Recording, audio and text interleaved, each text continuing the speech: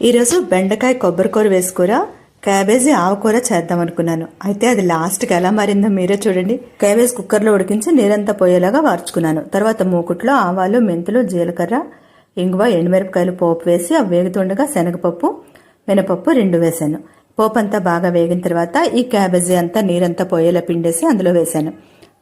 Mixie జార్లో 1 spoon ఆవాలు, 1 spoon జీలకర్ర, కొంచెం ఇంగువ, 1 పచ్చిమిరపకాయ, 2 స్పూన్ల తెల్ల నువ్వులు ఇవన్నీ వేసి ముందు పొడిగా బాగా గ్రైండ్ చేసుకున్నాను. తర్వాత ముందుగానే నానపెట్టి ఉంచిన చింతపండు కూడా అందులో వేసి 1 పచ్చిమిరపకాయ వేసి ఇదంతా కూడా మెత్తగా గ్రైండ్ చేసుకుని కూరలో వేసి బాగా కలిపి వెంటనే స్టవ్ ఆఫ్ చేయాలి. అయితే నాకు ఈ కూర అంతా చూసాక క్యాబేజ్ తక్కువ, ఆవ ఎక్కువ, పోపు సామాన్లు ఎక్కువ అన్నట్టు అనిపించింది. అందుకే ఈ కొబ్బరి ముక్కల్ని మిక్సీలో వేసి ఆ కొబ్బరి కూర అంతా కూరలో వేసి బాగా కలుపుకున్నాను. అసలు అల్టిమేట్ అండి టేస్ట్.